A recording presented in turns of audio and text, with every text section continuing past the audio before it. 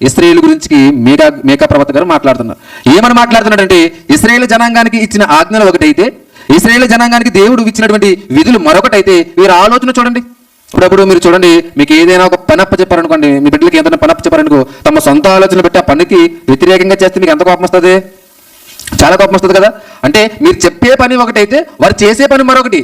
మరి అలాగే ఇక్కడ ఇశ్రాయేలు జనాంగానికి దేవుడు చెప్పే ఆజ్ఞలు ఒకటి, దేవుడు జీవించమన్న విధానం మరొకటి. కానీ వీరిలా ఏమనుకుంటున్నారంటే, ఏమి తీసుకుని వచ్చి నేను యెహోవాను దర్శించును, దేవుని సన్నిధానానికి నేను ఏం తీసుకుని వచ్చి దేవుని దర్శిస్తాను. ఇంకా అంటున్నారు చూడండి, ఏమి తీసుకుని వచ్చి మహోన్నతుడైన దేవుని సన్నిధిని నమస్కారం చేతును. అంటే దేవుడు ఏం చెప్పాడో దాన్ని మానేసి ఏం పట్టుకెళ్దాం, దేవుని ఎలా దర్శించుకుందాం. ఈరోజు చాలా మంది క్రైస్తవ్యంలో ఎలా ఉంటారంటే, మొదటి కాసిన బీరకాయ పట్టుకొచ్చి దేవుని సన్నిధానంలో ఇవ్వాలనుకుంటారు, మొదటి కాసినటువంటి ఆనపకాయ పట్టుకొచ్చి దేవుని సన్నిధానంలో పెట్టాలనుకుంటారు, మొట్టమొదటి కావాల్సినటువంటి ఆ కూలి పని కావచ్చు, లేదంటే ఏదైనా కావచ్చు, అట్టుకొచ్చి దేవుని దగ్గర ఇవ్వాలని ఆశపడతారు. ఆశపడడంలో తప్పేం లేదు.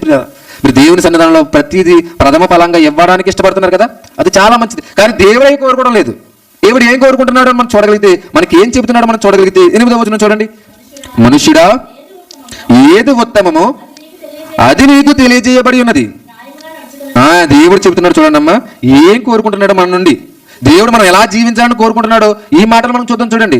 న్యాయముగా నడుచుకున్నటయు, కనికరమును ప్రేమించుటయు, దేన మనస్సు కలిగి నీ దేవుని ఎదుట ప్రవర్తించాలట.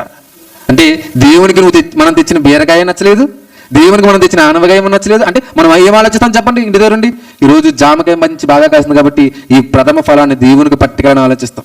అంటే దేవుడు ఏం కోరుకుంటాడంటే, నువ్వు తెచ్చే ఫలాలు కాదు, నువ్వు ఎలా ఉండాలని కోరుకుంటాడంటే న్యాయముగా నడుచుకోవడం. ఒకరికి అన్యాయం చేసే విధంగా కాదు, ఒకరికి అన్యాయమైన బాటను నడిపించే విధంగా కాదు, అన్యాయస్తుడిగా కాదు, న్యాయవంతుడిగా నిలబడాలి ప్రియమైన వాళ్ళ.